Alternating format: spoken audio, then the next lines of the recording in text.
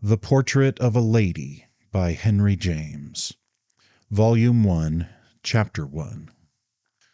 Under certain circumstances there are few hours in life more agreeable than the hour dedicated to the ceremony known as afternoon tea. There are circumstances in which, whether you partake of the tea or not, some people of course never do, the situation is in itself delightful.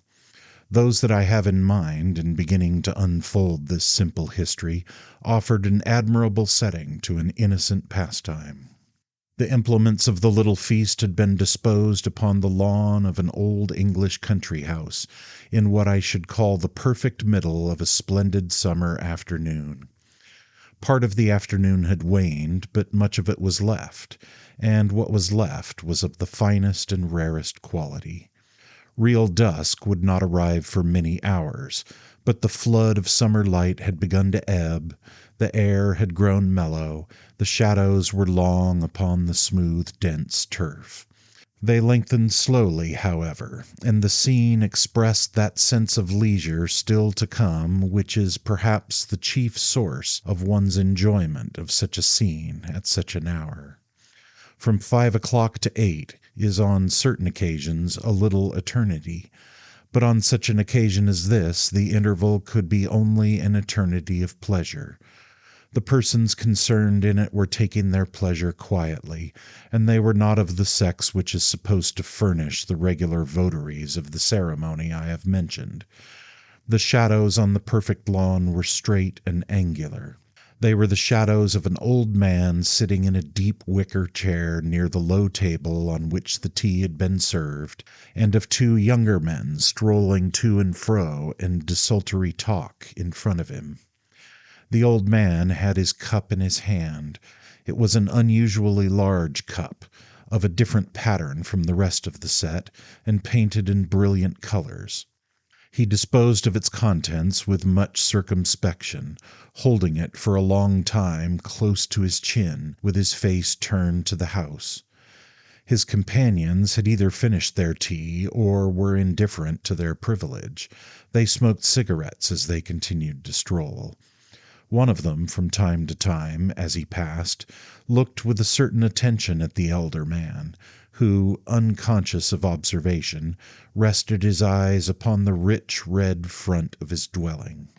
The house that rose beyond the lawn was a structure to repay such consideration, and was the most characteristic object in the peculiarly English picture I have attempted to sketch. It stood upon a low hill above the river being the Thames at some 40 miles from London. A long gabled front of red brick, with the complexion of which time and the weather had played all sorts of pictorial tricks, only however to improve and refine it, presented to the lawn its patches of ivy, its clustered chimneys, its windows smothered in creepers. The house had a name and a history. The old gentleman taking his tea would have been delighted to tell you these things.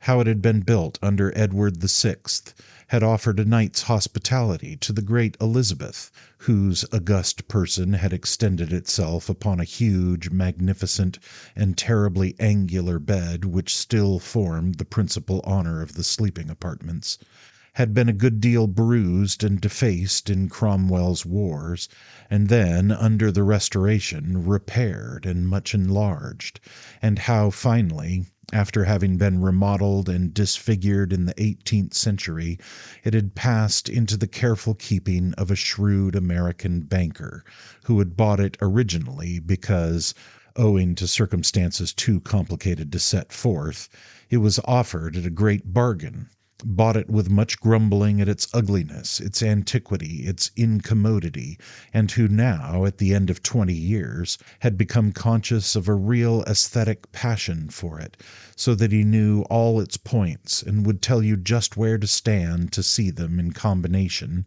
and just the hour when the shadows of its various protuberances, which fell so softly upon the warm, weary brickwork, were of the right measure. Besides this, as I have said, he could have counted off most of the successive owners and occupants, several of whom were known to general fame. doing so, however, with an undemonstrative conviction that the latest phase of its destiny was not the least honorable.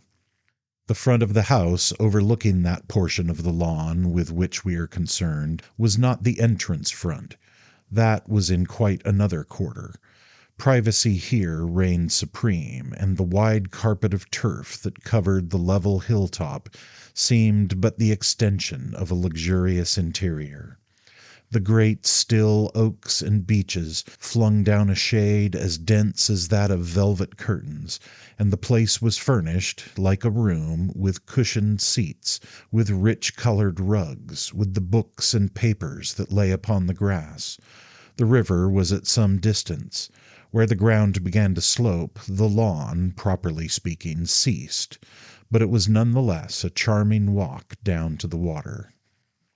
The old gentleman at the tea-table, who had come from America 30 years before, had brought with him, at the top of his baggage, his American physiognomy. And he had not only brought it with him, but he had kept it in the best order, so that, if necessary, he might have taken it back to his own country with perfect confidence. At present, obviously, nevertheless, he was not likely to displace himself. His journeys were over, and he was taking the rest that precedes the great rest. He had a narrow, clean-shaven face, with features evenly distributed and an expression of placid acuteness. It was evidently a face in which the range of representation was not large, so that the air of contented shrewdness was all the more of a merit. It seemed to tell that he had been successful in life, yet it seemed to tell also that his success had not been exclusive and invidious, but had had much of the inoffensiveness of failure.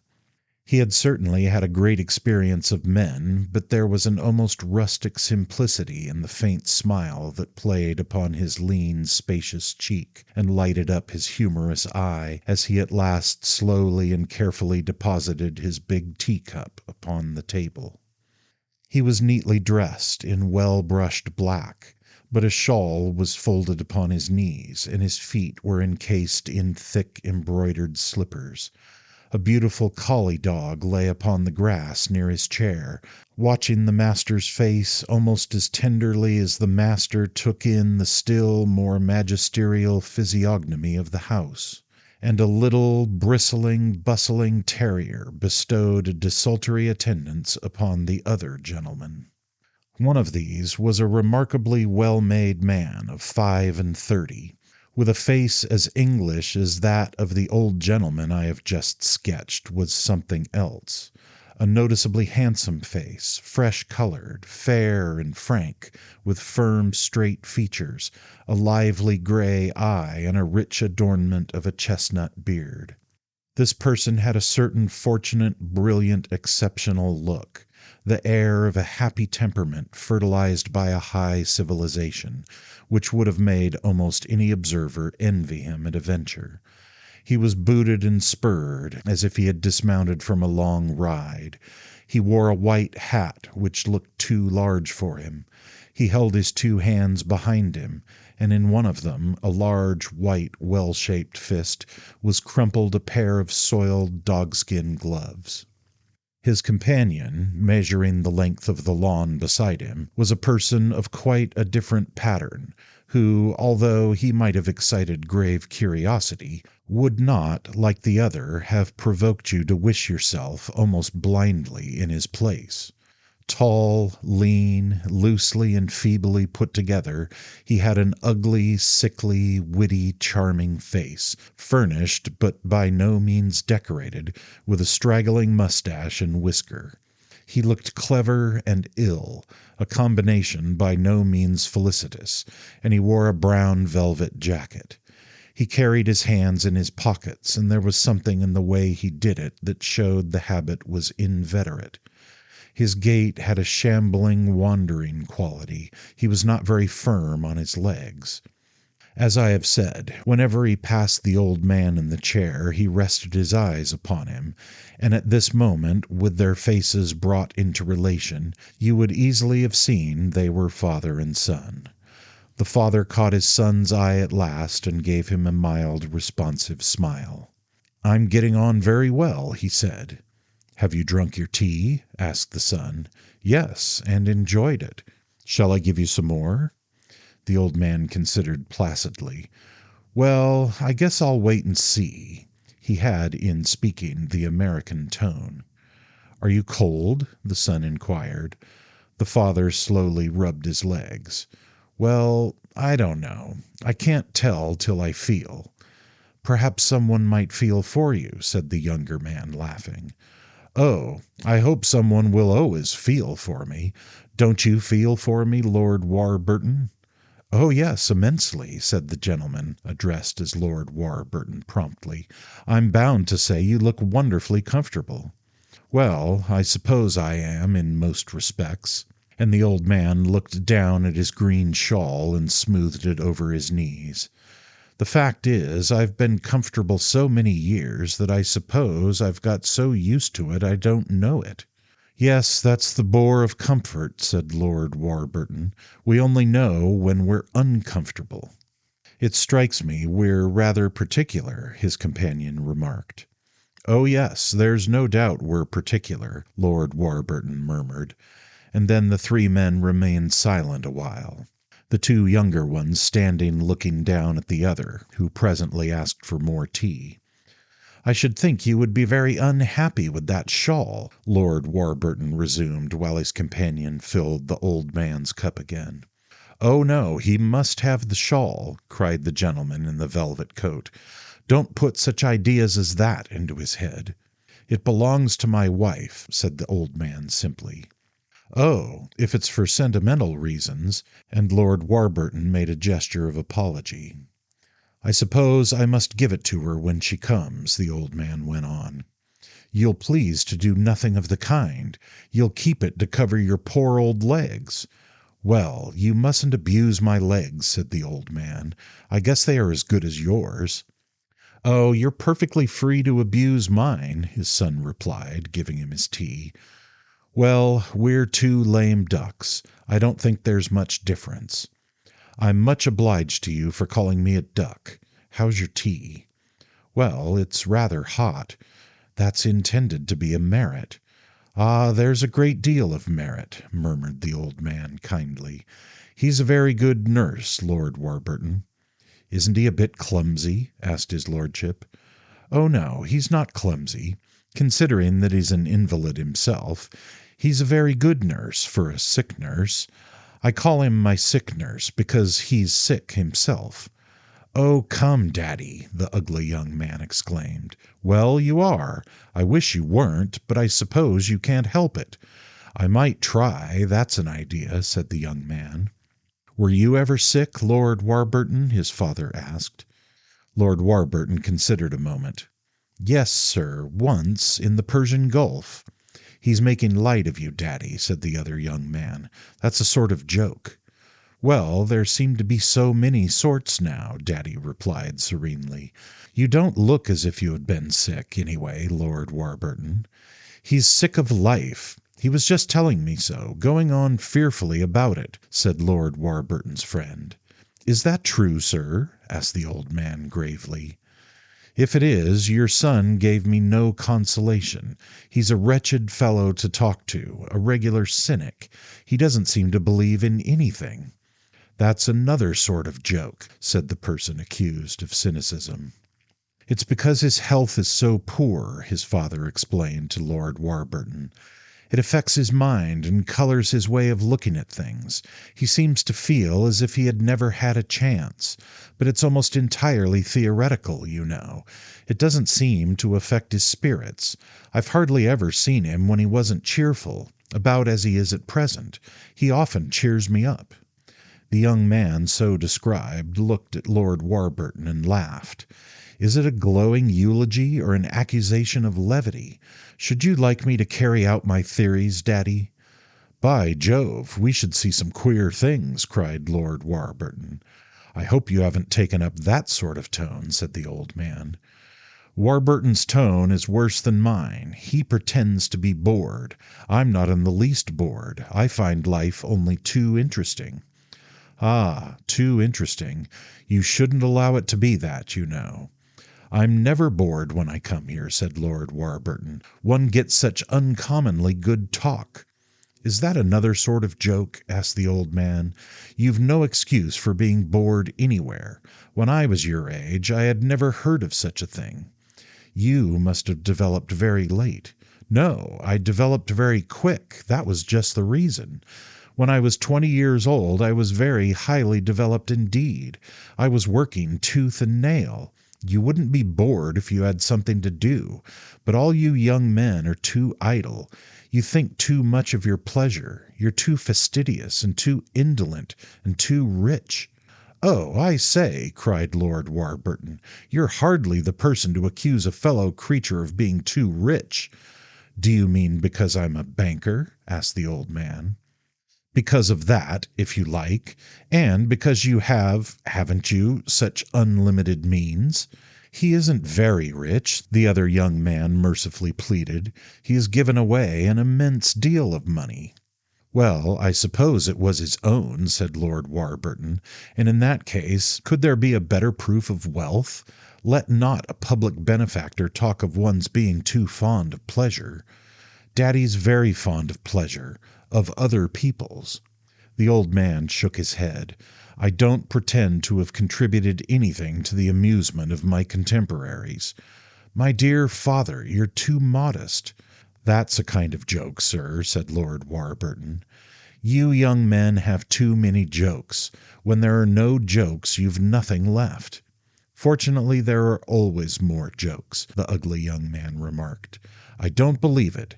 I believe things are getting more serious. You young men will find that out. The increasing seriousness of things, then that's the great opportunity of jokes." "There'll have to be grim jokes," said the old man. "I'm convinced there will be great changes, and not all for the better." "I quite agree with you, sir," Lord Warburton declared. "I'm very sure there will be great changes, and that all sorts of queer things will happen. That's why I find so much difficulty in applying your advice. You know, you told me the other day that I ought to take hold of something. One hesitates to take hold of a thing that may the next moment be knocked sky high." "You ought to take hold of a pretty woman," said his companion. "He's trying hard to fall in love," he added, by way of explanation, to his father. "The pretty women themselves may be sent flying," Lord Warburton exclaimed. "No, no, they'll be firm," the old man rejoined. "They'll not be affected by the social and political changes I just referred to." "You mean they won't be abolished? Very well, then, I'll lay hands on one as soon as possible and tie her round my neck as a life preserver." "The ladies will save us," said the old man. "That is, the best of them will, for I make a difference between them. Make up to a good one and marry her, and your life will become much more interesting." A momentary silence marked perhaps on the part of his auditors a sense of the magnanimity of this speech, for it was a secret neither for his son nor for his visitor that his own experiment in matrimony had not been a happy one. As he said, however, he made a difference, and these words may have been intended as a confession of personal error, though, of course, it was not in place for either of his companions to remark that apparently the lady of his choice had not been one of the best. "If I marry an interesting woman, I shall be interested, is that what you say?" Lord Warburton asked. "I'm not at all keen about marrying. Your son misrepresented me. But there's no knowing what an interesting woman might do with me." "I should like to see your idea of an interesting woman," said his friend. "My dear fellow, you can't see ideas, especially such highly ethereal ones as mine. If I could only see it myself, that would be a great step in advance." "Well, you may fall in love with whomsoever you please, but you mustn't fall in love with my niece," said the old man. His son broke into a laugh. "He'll think you mean that as a provocation. My dear father, you've lived with the English for 30 years, and you've picked up a good many of the things they say, but you've never learned the things they don't say." "I say what I please," the old man returned, with all his sincerity. "I haven't the honor of knowing your niece," Lord Warburton said. "I think it's the first time I've heard of her." She's a niece of my wife's. Mrs. Touchett brings her to England." Then young Mr. Touchett explained, "My mother, you know, has been spending the winter in America, and we're expecting her back. She writes that she has discovered a niece, and that she has invited her to come out with her." "I see. Very kind of her," said Lord Warburton. "Is the young lady interesting?" "We hardly know more about her than you. My mother has not gone into details. She chiefly communicates with us by means of telegrams, and her telegrams are rather inscrutable. They say women don't know how to write them, but my mother has thoroughly mastered the art of condensation. Tired America, hot weather awful, return England with niece, first steamer decent cabin. That's the sort of message we get from her. That was the last that came. But there had been another before, which I think contained the first mention of the niece. Changed hotel, very bad, impudent clerk, address here, taken sister's girl, died last year, go to Europe, 2 sisters, quite independent. Over that my father and I have scarcely stopped puzzling. It seems to admit of so many interpretations." "There's one thing very clear in it," said the old man. "She has given the hotel clerk a dressing." "I'm not sure even of that, since he has driven her from the field." "We thought at first that the sister mentioned might be the sister of the clerk, but the subsequent mention of a niece seems to prove that the allusion is to one of my aunts.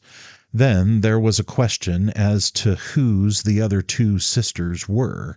They are probably 2 of my late aunt's daughters, but who's quite independent, and in what sense is the term used? That point's not yet settled. Does the expression apply more particularly to the young lady my mother has adopted, or does it characterize her sisters equally? And is it used in a moral or in a financial sense? Does it mean that they've been left well off, or that they wish to be under no obligations, or does it simply mean that they're fond of their own way?" "Whatever else it means, it's pretty sure to mean that," Mr. Touchett remarked. "You'll see for yourself," said Lord Warburton. "When does Mrs. Touchett arrive?" "We're quite in the dark. As soon as she can find a decent cabin. She may be waiting for it yet. On the other hand, she may already have disembarked in England. In that case she would probably have telegraphed to you. She never telegraphs when you would expect it, only when you don't," said the old man. "She likes to drop on me suddenly. She thinks she'll find me doing something wrong. She has never done so yet, but she's not discouraged. It's her share in the family trait, the independence she speaks of." Her son's appreciation of the matter was more favorable. "Whatever the high spirit of those young ladies may be, her own is a match for it. She likes to do everything for herself, and has no belief in anyone's power to help her. She thinks me of no more use than a postage stamp without gum, and she would never forgive me if I should presume to go to Liverpool to meet her." "Will you at least let me know when your cousin arrives?" Lord Warburton asked. "Only on the condition I've mentioned, that you don't fall in love with her," Mr. Touchett replied. "That strikes me as hard. Don't you think me good enough?" "I think you too good, because I shouldn't like her to marry you. She hasn't come here to look for a husband, I hope. So many young ladies are doing that, as if there were no good ones at home. Then she's probably engaged. American girls are usually engaged, I believe. Moreover, I'm not sure, after all, that you'd be a remarkable husband." "Very likely she's engaged. I've known a good many American girls, and they always were, but I could never see it that it made any difference, upon my word. As for my being a good husband," Mr. Touchett's visitor pursued, "I'm not sure of that either. One can but try." "Try as much as you please, but don't try on my niece," smiled the old man, whose opposition to the idea was broadly humorous. "Ah, well," said Lord Warburton with a humour broader still, "perhaps, after all, she's not worth trying on."